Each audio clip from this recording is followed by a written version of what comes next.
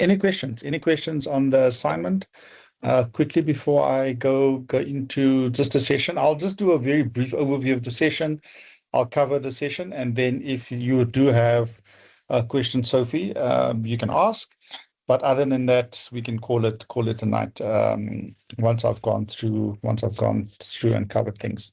Yeah, but before I go on, have you got any questions about assignment 1? No, I'm all good. Thank you. Okay, it's long and it's a boring assignment.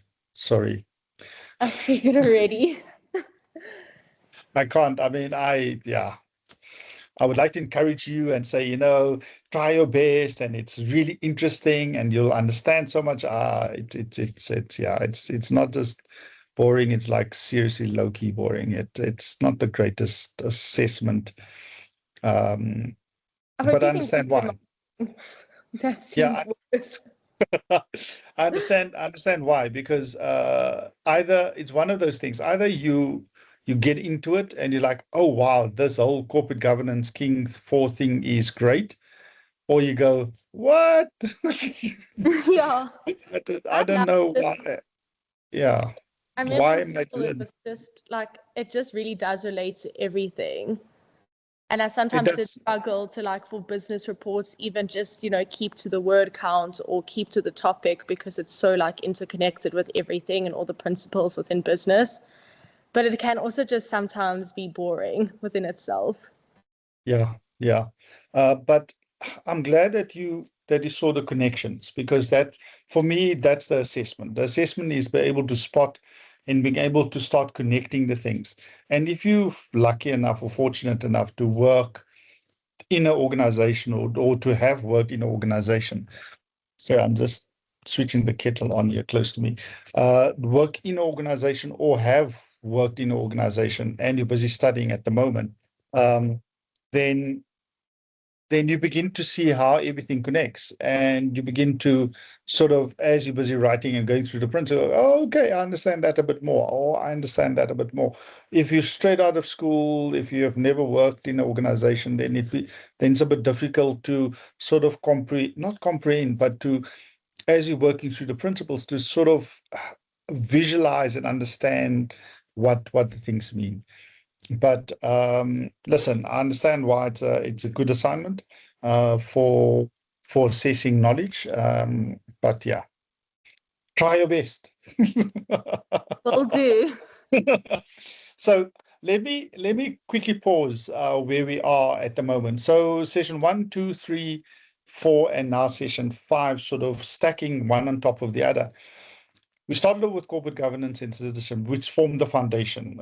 We looked at moral reasoning, which was sort of like a little side quest down the philosophy route, understanding the roots of and understanding the background to sort of morality, ethics, but mostly ethics, understanding ethics, the background of moral and philosophical sort of roots of ethics.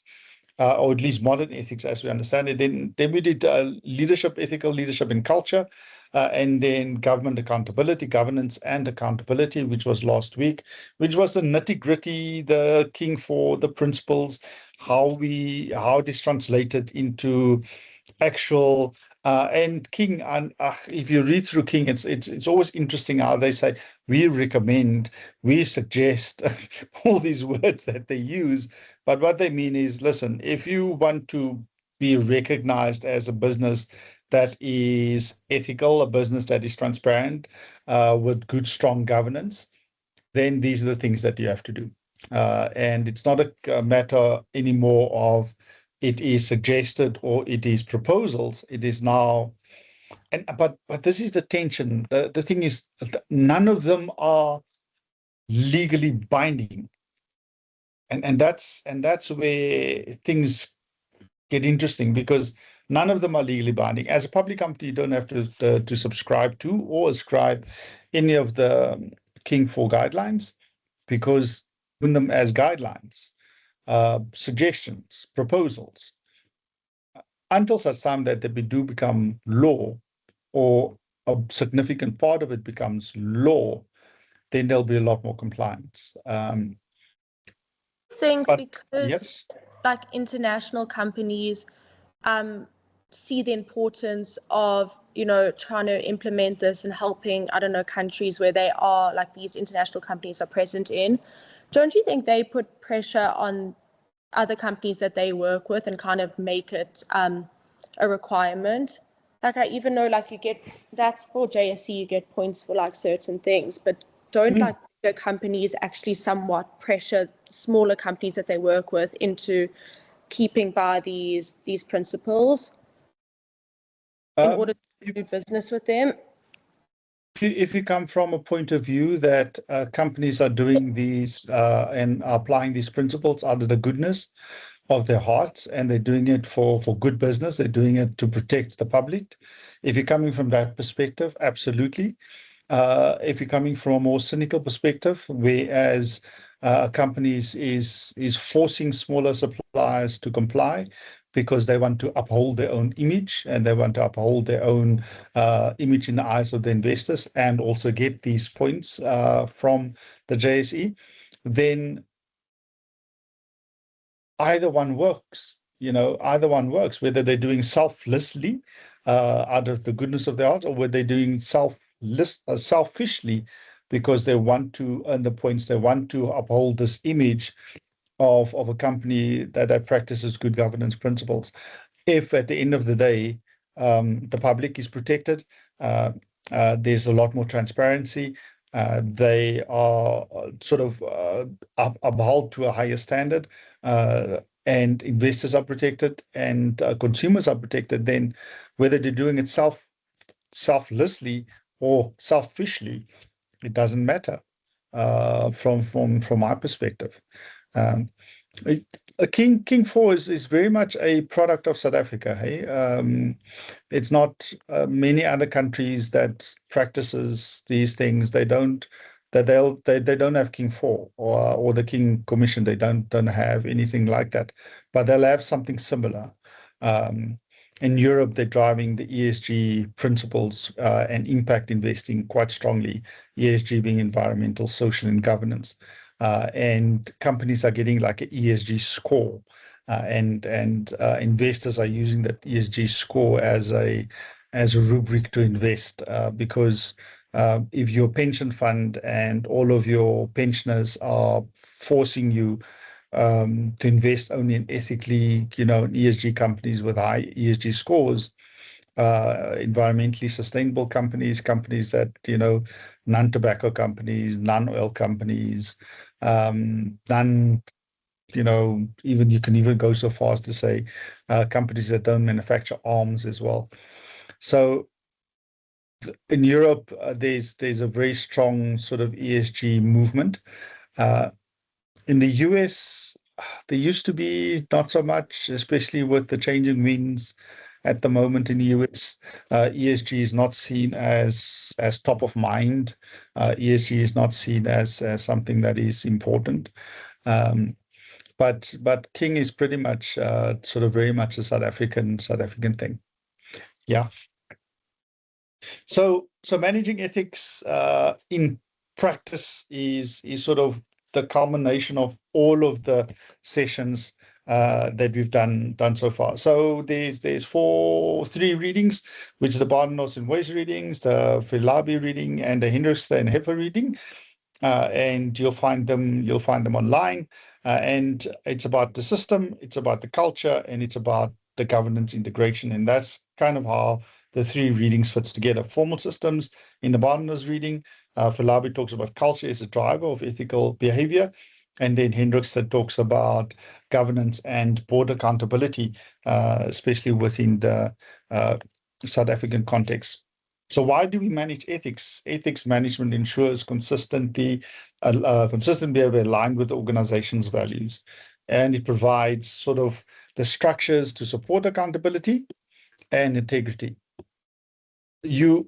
Ethics isn't just something that happens in an organization.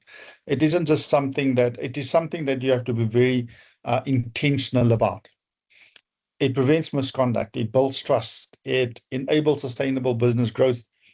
It integrates ethics into the daily operations. But you have to be very, and that's what Badenhorst says, you have to be very intentional about it. If you're not intentional about it, then is not just going to happen, by itself. You have to be intentional about how you implement it. Generally speaking, public companies have a formal ethics system. They got a code of ethics and conduct, the way people behave. They normally have an ethics committee and an ethics officer. They've got training programs as part of onboarding and refreshers, especially when there's laws that change.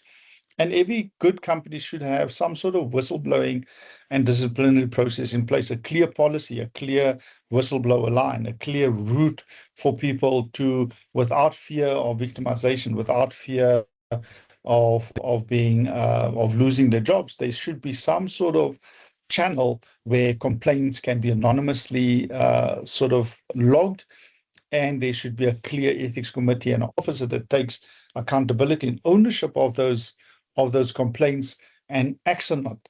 They should have the ability and the authority to act on it, even if it is the CEO. And now this is where it gets interesting, because the ethics committee and the ethics officer should almost sit outside of the business, figuratively, in which they've got full authority to even act on allegations made against the CEO. And once you have those mechanisms in place, your ethics system is a lot more robust. So Filabi talks about culture and how culture drives behavior. Culture determines how employees act when no one is watching. If you've taken some time to look at the Enron case study, you'll see that a lot of that behavior sort of came from the top. It was driven by leadership and managers, and then everyone in the company sort of found it to be acceptable, not just acceptable, but encouraged. They found it to be rewarded, and that is where reward system comes in, because the unethical behavior and the lying and the just sheer corruption that took place in Enron was encouraged, but it was also rewarded. So the reward systems in place rewarded that type of behavior.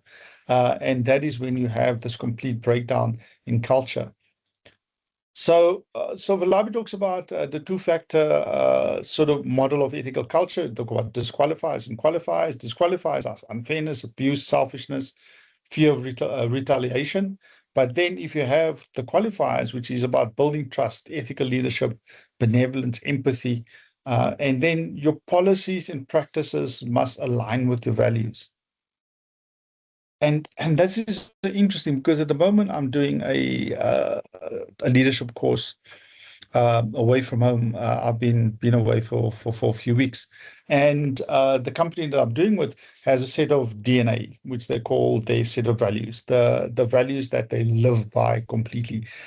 And there's one section in that I do with the participants in the course, in which talk about the values of the organization, and we talk about the values that are posted on this poster that everybody sees and everybody has been seeing for the past 5 years, and a lived reality.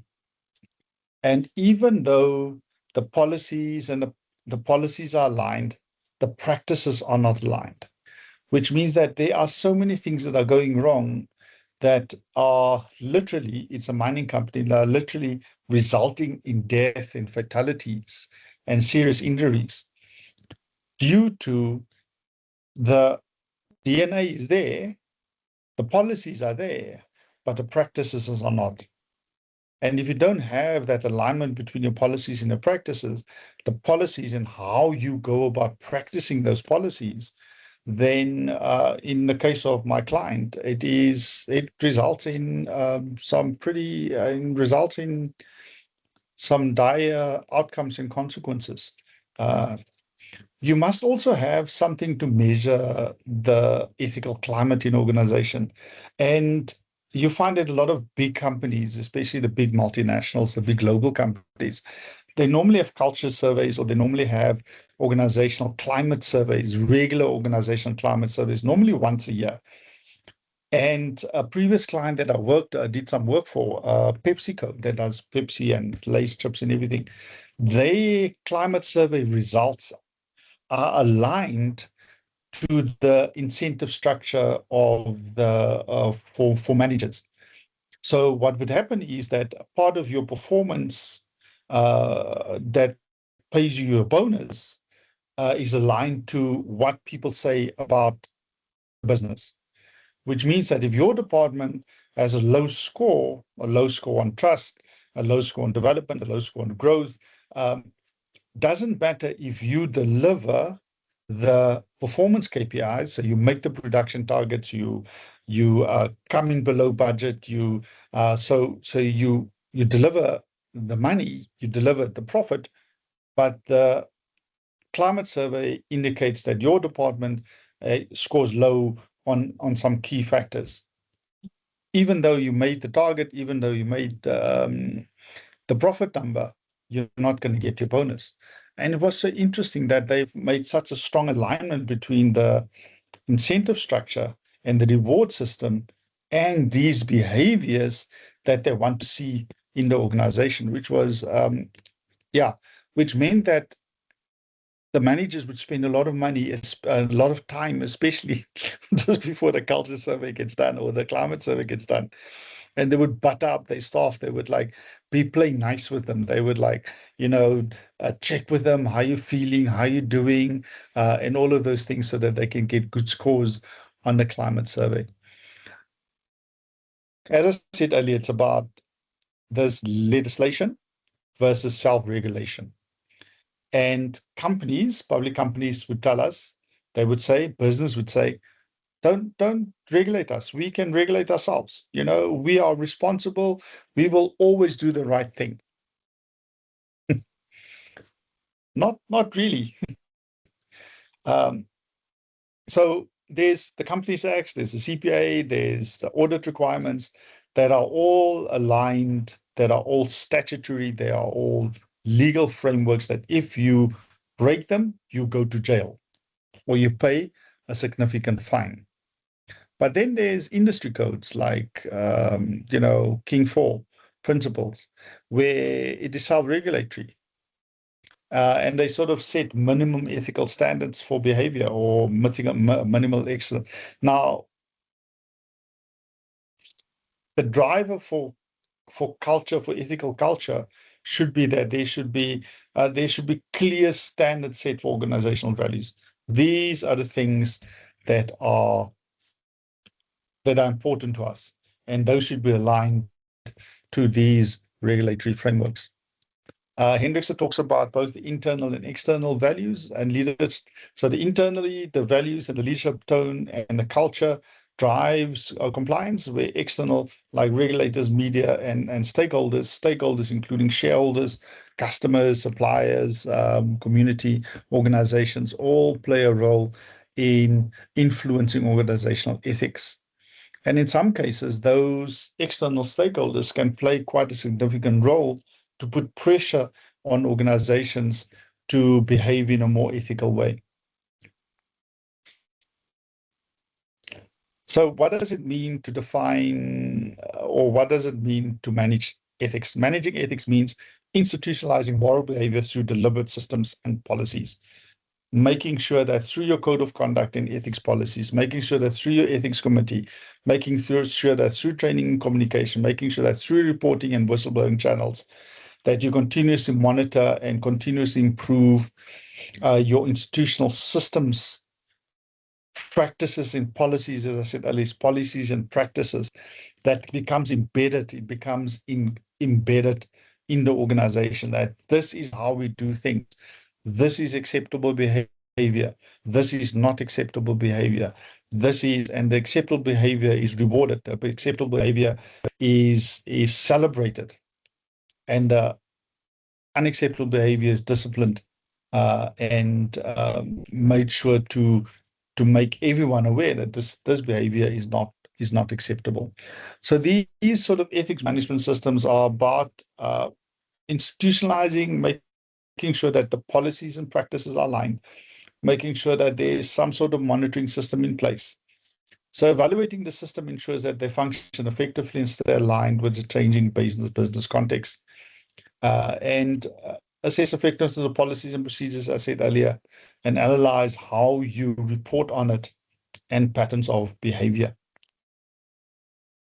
So organizational culture is the shared norms and beliefs that shape daily behavior. It's how we do things around here. It is what is acceptable. Leaders set the tone. They set the example. They lead by example. It is clearly communicated and through significant sort of posters. You can there's all kinds of they call them rituals and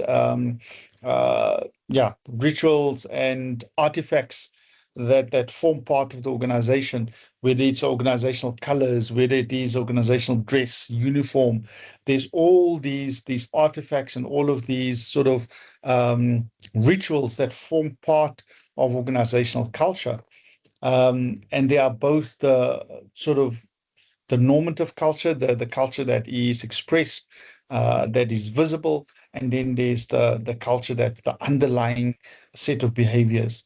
And those underlying set of behaviors are really the important ones, because those are the things that people do when no one is watching, when there's no client watching, when there's not a boss around, when we're standing around the water cooler, when we're sitting in the smoke room, when we are pushed in a corner and you have to make a very, very difficult decision that will involve getting somebody in trouble. That sort of underlying culture, those underlying forms of behavior are the things that sort of forms the backbone, the foundation of organizational culture. There's the normative culture, the one that you see, and then there's the culture that sort of sits underneath. In order to drive behavior, you need to reward certain behavior as good, and you need to discipline other behavior as unacceptable. And if your reward systems are in line or aligned to it, then you'll find that you'll end up rewarding good behavior or the behaviors that you want to see, and disciplining or not rewarding the behaviors that you want to move out of the business. Organizational, corporate, ethical culture, the two are slightly different. We have organizational culture, and then we've got a corporate ethical culture. Organizational culture defines the behavior patterns, while ethical culture reflects a deeper moral foundation underpinning these patterns. This is how we do things here. But underneath it all is a certain conviction that every single product that we make must be healthy for the consumer. Every single product that we make, every claim that we make on our packaging, everything that we put into our products must not cause any harm. That is what we call a deeper ethical sort of moral foundation. It is embedded in the way we behave. It's embedded in the decisions that we make. And that goes much deeper than just organizational culture, which is just sort of the way we behave. So Badenhorst talks about the ethical behavior model. We talk about moral awareness, moral judgment, moral intent, moral behavior, and continuous reflection and learning. You can have a look at that at another time. Badenhorst also talks about the ethical decision-making framework, recognizing the ethical issues, gathering the facts and stakeholder views, evaluating the alternatives, the different ethical tests, decide and act with integrity, and reflect and review outcomes. I'm always fascinated by companies that get caught doing something wrong, and very few of them come out and say, this is what happened. It went horribly wrong. It was a failure in our systems. It was a failure in our processes. And we as a management team take full responsibility for this lapse in judgment. You will never hear that from a company. You will always hear obfuscations. There was a supplier error. I can remember a few years back where there was these exploding driver's side or passenger side airbags Thanks, Volkswagen. Was it Volkswagen? Yes, Volkswagen had that issue, a massive issue, and they waited more than 3 months before they recalled their vehicles. They waited 3 months. It was a massive case in the US. They had to pay billions in fines, and they were also sued to the wazoo by a whole lot of people that got injured. And I also know there was a few fatalities as well. There was people that actually died because of these the airbags that got triggered and went off without. Was it Volkswagen or was it Toyota? No, I think it was. Oh my word! I think it might have been Toyota. But it was one of those things where it was a terrible situation to be in as a company. But they denied it. They denied, they obfuscated, they said there's nothing wrong. It is, let me change it to the Toyota example, because the Toyota example is quite a stark example of just how badly bad decisions was made in order to cover up. Now, if you think of Toyota as a brand, Toyota's brand is built on this idea of reliability. Nothing goes wrong with a Toyota ever. These high manufacturing standards, they over-engineer things. And then there was this issue in which they called it unintended acceleration, in which the car would just suddenly accelerate, and there was people that passed away. There was people that died in America. And for almost a year, they were blaming the user, they were blaming the driver, saying there's nothing wrong with our vehicles, it's driver error. They did this full investigation on how they proved it happened. And then after 12 months, they started recalling the vehicles. They lost a court case. They started recalling their vehicles. It damaged their brand so much. They lost billions in sales in America. The American people lost trust in the brand. A brand that was built on trust, and that trust was broken. They had to recall millions of cars in which they had to fix them. And they ended up paying billions in fines as well. It was just poorly dealt with. It was just a complete ethical failure from a company whose very brand is about trust. Oh, it was quite interesting to watch from the outside looking in to see how they were just badly dealing with that entire situation. Ethical awareness starts with recognizing, yes, Sophie. So if you act harmlessly, does it kind of not prevent fines, but does it kind of protect the company from any like further, I want to say backlash or allegations? I can't think of the right word. Or is it still, does the blame still fall on the company for releasing products that weren't of a certain standard and quality? A few was it? Yes, it was Tiger Brands, my ex-company. They had a few terrible cases.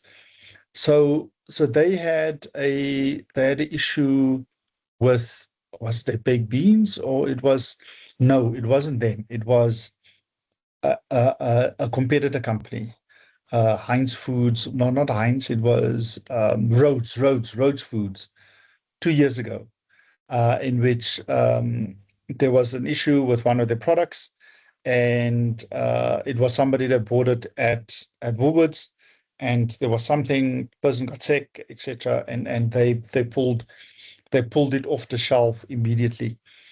And what Tiger Brands did is they pulled their product off the shelf as well. So they say, because what they said is there's nothing wrong with it, but we want to pull this product from the shelf because our competitor pulled theirs, and we checking and investigating to ensure that that is still healthy for consumption, etc., etc. And what that did for them, especially considering after that whole bread story, and this also happened after the enterprise botulism case, the whole Vienna thing where people died of listeriosis. And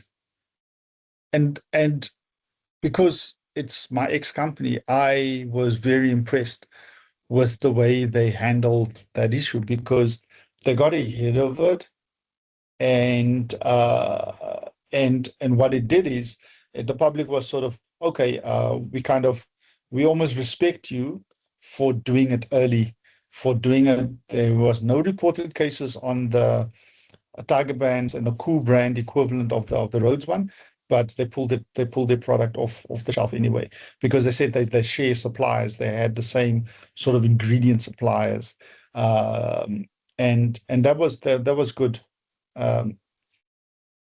I think, except, and now, Sophie, you must be a company cannot come out and accept blame for something, especially if you're a publicly traded company. Your share price is going to tank.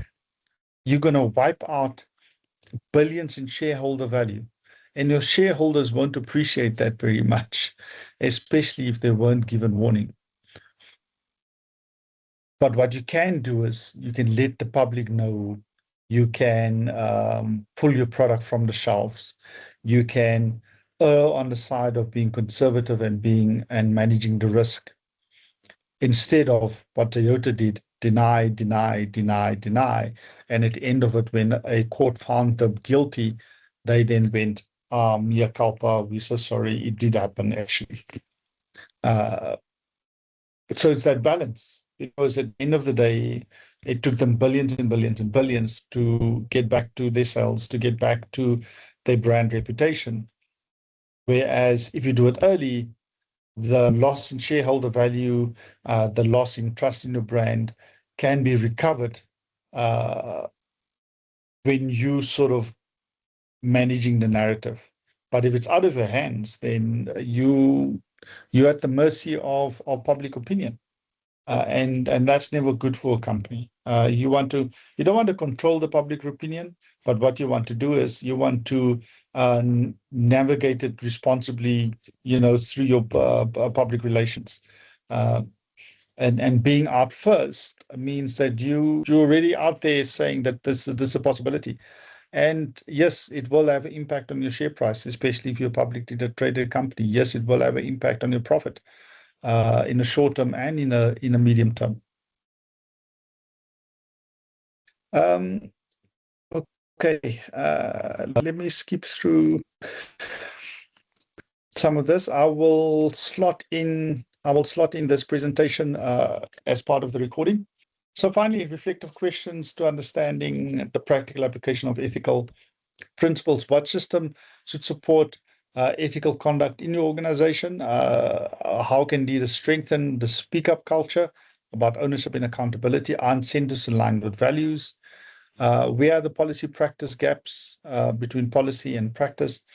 And how can culture be measured and improved? There's various tools, climate surveys, customer reviews, and so forth are all ways of measuring and understanding corporate culture, but also ethical culture. Ethics is a managed process, not an assumption. It's something that has to be intentional. Culture culture shapes behavior beyond the rules. Leadership sets the tone and accountability. Governance monitors and reports, and decision models guide integrity.